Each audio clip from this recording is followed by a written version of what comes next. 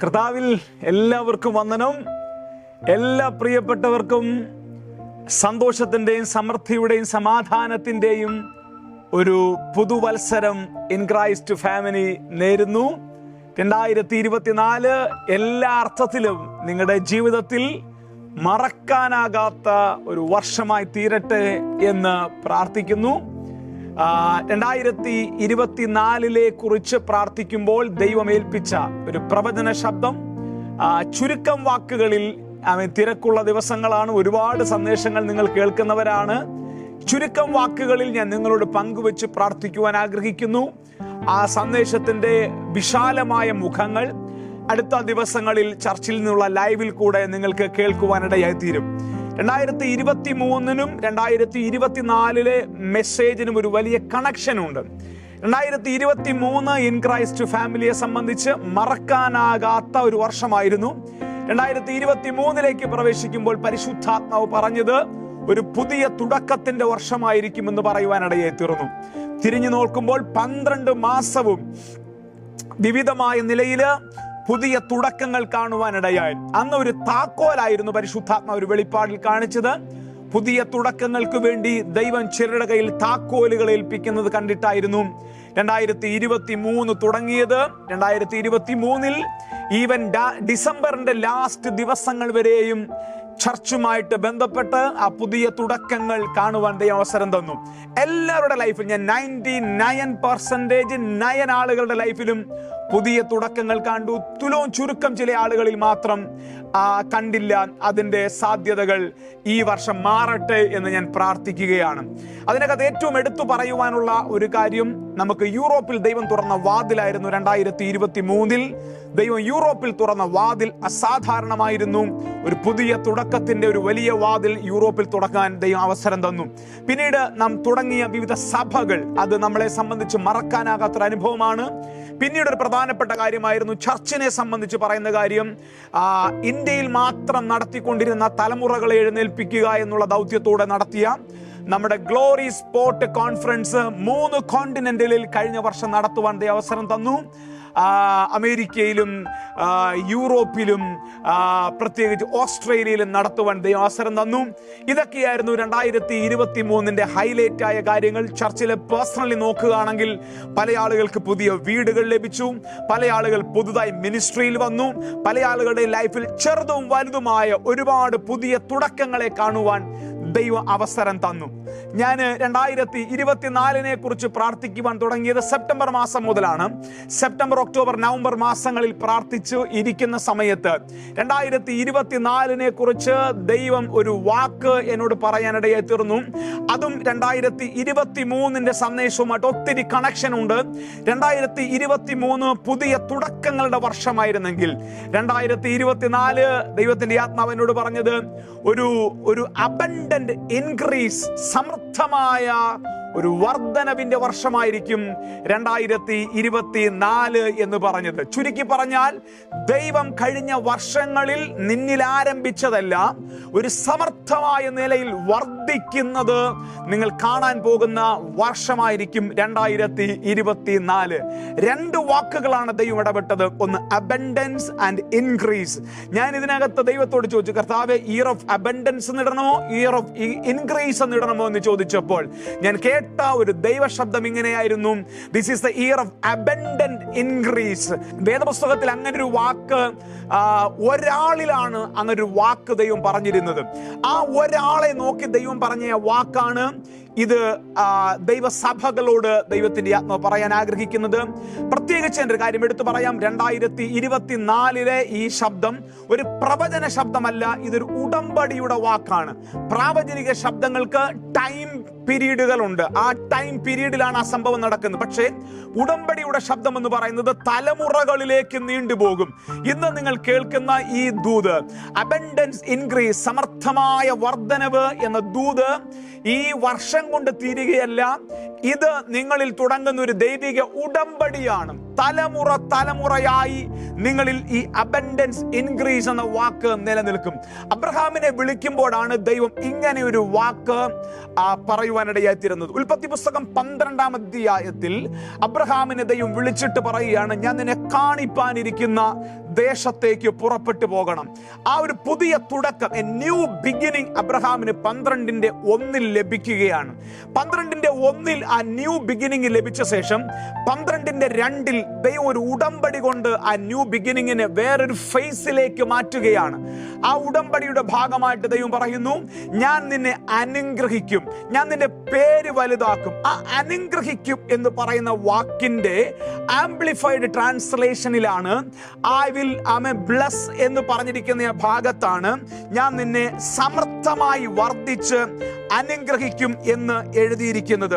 ആ amplified Bible version വായിക്കുമ്പോൾ ഞാൻ നിന്നെ അനുഗ്രഹിക്കുമെന്ന വാക്കിന് ഇങ്ങനെയാണ് കൊടുത്തിരിക്കുന്നത്, ഞാൻ നിന്നെ സമർത്ഥമായി വർദ്ധിപ്പിച്ച് അനുഗ്രഹിക്കും. ചേർന്നെന്റെ കൂടെ പറയുക, ഞാൻ നിന്നെ സമർത്ഥമായി വർദ്ധിപ്പിച്ച് അനുഗ്രഹിക്കും.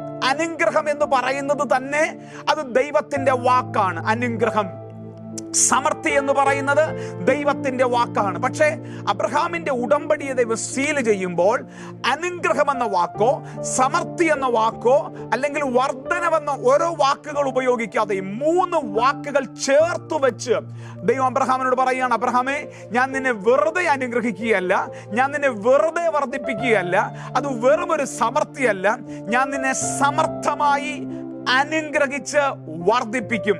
ഈ വർഷങ്ങളിൽ നിങ്ങൾ ഇത് കാണാൻ പോവുകയാണ്. കഴിഞ്ഞ വർഷങ്ങളിൽ എന്തെല്ലാം ദൈവം തുടങ്ങിയോ അതൊന്നും ഈ വർഷം ശോഷിച്ചു പോകത്തില്ല. അതെല്ലാം ഈ വർഷങ്ങളിൽ സമർത്ഥമായി വർദ്ധിക്കും, സമർത്ഥമായി അത് അനുഗ്രഹിക്കപ്പെടാനിടയായി തീരും. ആ വാക്കാണ് പരിശുദ്ധയാത്മാവ് എന്നോട് പറയുവാൻ തുടങ്ങിയത്. അബ്രഹാമിനെ കുറിച്ച് വായിക്കുമ്പോൾ 12-ാം അധ്യായത്തിൽ പറഞ്ഞ ഈ ഉടമ്പടിയുടെ വാക്ക് 13-ാം അധ്യായത്തിൽ അബ്രഹാമിന്റെ ലൈഫിൽ ആക്ടിവേറ്റഡ് ആകുകയാണ്. അവന്റെ ലൈഫിൽ ആ വാക്ക് ആക്ടിവേറ്റഡ് ആകുകയാണ്. ഞാൻ പറയുന്നു, ഇന്ന് നിങ്ങൾ ഈ ദൂതിന് ആമേൻ പറഞ്ഞ് വിശ്വാസത്തോടെ നിങ്ങൾ സ്വീകരിക്കാൻ തുടങ്ങുമ്പോൾ തന്നെ ഈ വാക്ക് നിങ്ങളിൽ ആക്ടിവേറ്റഡ് ആകാൻ തുടങ്ങും. ആക്ടിവേറ്റ് ആയതിന്റെ തെളിവാണ് 13-ാം അധ്യായത്തിൽ അബ്രഹാമിനെ കുറിച്ച് പറഞ്ഞിരിക്കുകയാണ്. അബ്രഹാം 13-ാം അധ്യായത്തിന്റെ 2-ാം വാക്യത്തിൽ പറയുന്നു, അബ്രഹാം സമ്പന്നനായി എന്നല്ല പറഞ്ഞിരിക്കുന്നത്, അബ്രഹാം ബഹുസമ്പന്നനായി. കണ്ടോ, ആ വാക്ക് ആ ദൈവത്തിന്റെ അനുഗ്രഹത്തിന്റെ പ്രത്യേകതകളെ എടുത്തു കാണിക്കുന്ന സമ്പത്ത് ദൈവത്തിൻ്റെതാണ്. പക്ഷേ ഇവന്റെ മേൽ കിടക്കുന്ന അഭിഷേകം സമർത്ഥമായ വർധനവിന്റെ അഭിഷേകമാകൊണ്ട് അവനോട് ദൈവം പറയാണ്, അവനെ കുറിച്ച് ദൈവം പറയുന്നത് ബഹുസമ്പന്നനായി. 6-ാം വാക്യത്തിലേക്ക് വരുമ്പോൾ ഞെട്ടിപ്പോകുന്ന ഒരു കാര്യമാണ് അവിടെ കാണുന്നത്. അവനെ വഹിക്കാൻ ദേശത്തിന് വഹിയാതെയായി. ഇൻ ക്രൈസ്റ്റ് കുടുംബങ്ങളോട്, ഇൻ ക്രൈസ്റ്റ് മിനിസ്ട്രിയുമായിട്ട് ബന്ധപ്പെട്ട് കിടക്കുന്ന, ലോക വ്യാപകമായി കിടക്കുന്ന എല്ലാവരോടും ഞാൻ പറയുന്നു, നിങ്ങൾക്ക് പോലും നിങ്ങളെ വഹിക്കാൻ വയ്യാത്തതുപോലെ, നിങ്ങൾക്ക് പോലും നിങ്ങളെ താങ്ങാൻ വയ്യാത്തതുപോലെ എന്റെ ദൈവം നിന്നെ സമർത്ഥമായി വർദ്ധിപ്പിച്ച് അനുഗ്രഹിക്കാൻ പോവുകയാണ്. അവനെ വഹിക്കാൻ വയ്യാതായി എന്നെഴുതിയിരിക്കുന്നത് നമ്മുടെ സഭകളിൽ ആളുകളെ ഉൾക്കൊള്ളാൻ വയ്യാതായി തീരുന്ന ഒരു സീസൺ, ശുശ്രൂഷകൾക്ക് ഡേറ്റ് കൊടുത്ത് തീരാൻ പറ്റാതിരിക്കുന്ന ഒരു സീസൺ, ക്ഷാമം ദുരിതവും അനുഭവിച്ച നിന്റെ ജീവിതത്തിൽ അനുഗ്രഹത്തിന്റെ സമൃദ്ധി അനുഭവിക്കുന്ന ഒരു സീസൺ, കഷ്ടപ്പാടുകളും ദുരിതങ്ങളും കണ്ടു വളർന്ന നിന്റെ കുടുംബത്തിനകത്ത് അനുഗ്രഹത്തിന്റെ ഉറവ വേറൊരു നിലയിൽ പൊട്ടിപ്പുറപ്പെടുന്ന ഒരു സീസൺ. അതാണ് അബൻഡൻസ്, ഇൻക്രീസ് എന്ന വാക്കുകൊണ്ട് പരിശുദ്ധയാത്മാവ് ഉപയോഗിക്കുന്നത്. ആ വാക്കുകൾ പറയുക, സമർത്ഥമായി വർദ്ധിപ്പിച്ച് എന്റെ ദൈവം എന്നെ അനുഗ്രഹിക്കും. ഹല്ലേലൂയ. ഈ ഉടമ്പടിയുടെ റിസൾട്ട് അവൻ ചിന്തിച്ചതിന്റെ അപ്പുറത്തേക്കാണ് അവനെ കൊണ്ടുപോകാൻ തുടങ്ങിയത്. ഞാൻ ഈ ആത്മാവിൽ പറയുന്നു, വേഗത്തിൽ നിർത്തട്ടെ. നിങ്ങൾ സമർത്ഥമായി അനുഗ്രഹിക്കപ്പെടും, നിങ്ങൾ സമർത്ഥമായി വർദ്ധിക്കപ്പെടും, നിങ്ങൾ ചവിട്ടുന്ന ദേശം മുഴുവൻ ദൈവത്താൽ അനുഗ്രഹിക്കപ്പെടും. പ്രത്യേകിച്ച് നിങ്ങളിൽ ചിലരുമായിട്ട് ബന്ധപ്പെട്ടും ചർച്ചുകളുമായിട്ട് ബന്ധപ്പെട്ടും ഭൂസ്വത്തുക്കൾ വർദ്ധിക്കാൻ പോകുന്നു. അബ്രഹാമിനോട് ദൈവം പറഞ്ഞു, അവന്റെ അനുഗ്രഹം ആ ദേശത്ത് വഹിക്കാൻ വയ്യാതായപ്പോൾ ദൈവം അബ്രഹാമിനോട് പറഞ്ഞു, നീ ചവിട്ടുന്ന ദേശം മുഴുവൻ ഞാൻ നിനക്ക് തരും. അതിന്റെ അടുത്ത റലത്തിലേക്ക് കയറിയിട്ട് ദൈവം അബ്രഹാമിനോട് പറഞ്ഞു, നീ നോക്കുന്ന ദേശം മുഴുവൻ ഞാൻ നിനക്ക് തരും. സഭകളോട് ഞാൻ ആത്മാവിൽ പ്രവചിച്ചു പറയുന്നു, ഈ വർഷങ്ങളിൽ ദൈവം നിങ്ങൾക്ക് വസ്തു തരുന്ന വർഷമായിരിക്കും. ഈ വർഷങ്ങളിൽ ദൈവം നിങ്ങൾക്ക് അതിനകത്ത് ബിൽഡിങ്ങുകൾ തരുന്ന വർഷമായിരിക്കും. വീടും സ്ഥലവും ഇല്ലാതെ പരദേശികളായി കിടക്കുന്ന കേൾക്കുന്ന ചിലരോട് ഞാൻ പറയും, നിങ്ങളെ ദൈവം കെട്ടുറപ്പുള്ള പട്ടണങ്ങളിൽ സ്വന്തമായ വീട്ടിൽ താമസിപ്പിക്കുന്ന വർഷമായിരിക്കും ഇത്. ആമേൻ പറഞ്ഞ് ദൂതനെ സ്വീകരിക്കുക. ആമേൻ. ദൈവം നിങ്ങളുടെ സമ്പത്ത് വർദ്ധിപ്പിക്കും. ദൈവം നിങ്ങളുടെ ലാൻഡിനെ ഇൻക്രീസ് ചെയ്യും. നിന്റെ കൂടാരത്തിന്റെ കുറ്റികളെ എൻ്റെ ദൈവം മാറ്റി അടിപ്പിക്കും. അനുഗ്രഹം വർദ്ധിപ്പിക്കും. നിന്റെ ഇൻഫ്ലുവൻസുകൾ വർദ്ധിക്കാൻ പോകുകയാണ്. ഇതെല്ലാം നിന്നിൽ സംഭവിക്കുമ്പോൾ പൈശാചിക ലോകവും നിന്നെ കളിയാക്കിയവരും നിന്നെ കുറിച്ച് പറയാനിരിക്കുന്ന ഒരു വാക്കുകൂടെ പറഞ്ഞ് ഞാൻ ദൂതിനെ അവസാനിപ്പിക്കാം. നിന്നെ കളിയാക്കിയവരും നീ തീർന്നു പോയെന്ന് പറഞ്ഞവരും ഒക്കെ ഈ വർഷം നിന്നെ നോക്കി പറയാനിരിക്കുന്ന വാക്കാണ്, യു ആർ അൺസ്റ്റോപ്പബിൾ. നിന്നെ നിർത്താൻ പറ്റാത്തവനായി മാറും. നിന്നെ പിടിച്ചു നിർത്താൻ പറ്റാത്തവനായി മാറും. നീ അൺസ്റ്റോപ്പബിൾ ഇൻക്രീസിന്റെ ആളായി മാറും. നീ അൺസ്റ്റോപ്പബിൾ അബൻഡൻസിന്റെ ആളായി മാറും. നീ അൺസ്റ്റോപ്പബിൾ ബ്ലെസ്സിങ്ങിന്റെ ആളായി മാറും. ആമേൻ പറഞ്ഞ് ഈ ദൂതിനെ സ്വീകരിക്കുക. ഈ ജനുവരി മാസം 1-ാം തീയതി നിങ്ങൾ ഈ ദൂത് കേൾക്കുന്ന സമയം മുതൽ നിങ്ങളും നിങ്ങളുടെ തലമുറകളും ഭൂമിയിൽ ഉള്ളെടുത്തോളം സമയം ഇതൊരു ഉടമ്പടിയായി ദൈവം നിങ്ങളുടെ മേൽ വെക്കും. കാര്യം അബ്രഹാമിനോട് പറഞ്ഞ ഈ ഉടമ്പടി ക്രിസ്തുവേശുവിൽ കൂടെ നമ്മളിൽ സംഭവിക്കാൻ വേണ്ടിയാണ് യേശു കർത്താവിനെ ഭൂമിയിലേക്ക് അയച്ചത്.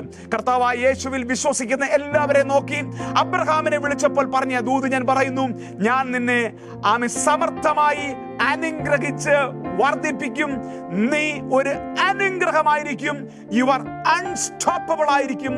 ആമേൻ പറഞ്ഞ് ദൂതനെ സ്വീകരിക്കുക. ഒരു വാക്ക് ഞാൻ പ്രാർത്ഥിക്കട്ടെ. സ്വർഗീയ പിതാവേ, യേശുവിന്റെ നാമത്തിൽ ലോകത്തിന്റെ വിവിധ രാജ്യങ്ങളിലിരുന്ന് ഈ ദൂതൻ ആമേൻ പറയുന്ന മുഴുവൻ കുഞ്ഞുങ്ങളെയും ഏൽപ്പിക്കുന്നു. അവരുടെ എല്ലാം ലൈഫിൽ ഇപ്പോൾ തന്നെ അബൻഡന്റ് ഇൻക്രീസ്, സമർത്ഥമായ വർധനവ് എന്ന ദൂതനെ റിലീസ് ചെയ്ത് പ്രാർത്ഥിക്കുന്നു. ഇപ്പോൾ തന്നെ അത് അവരുടെ മേൽ സംഭവിക്കട്ടെ. 2024 മാത്രമല്ല, 2024 തുടങ്ങി അവരുടെ ജീവിതകാലം മുഴുവൻ ഇതൊരു ഉടമ്പടിയുടെ വാക്കായി അവരുടെ മേൽ കിടക്കട്ടെ. ദൈവരെ വർദ്ധിപ്പിക്കട്ടെ. ആമേൻ പറഞ്ഞ് ദൂതനെ സ്വീകരിക്കുക. God bless you. 2024 ഒരു ഐശ്വര്യത്തിന്റെ വർധനവിന്റെ, സമർത്ഥമായ വർധനവിന്റെ വർഷമായി തീരട്ടെ. കർത്താവ് നിങ്ങളെ അനുഗ്രഹിക്കട്ടെ. ഇൻ ക്രൈസ്റ്റ് ഫാമിലി നിങ്ങളെ ഓർത്ത് പ്രാർത്ഥിക്കുന്നു. ദൈവം നിങ്ങളെ അനുഗ്രഹിക്കുമാറാകട്ടെ.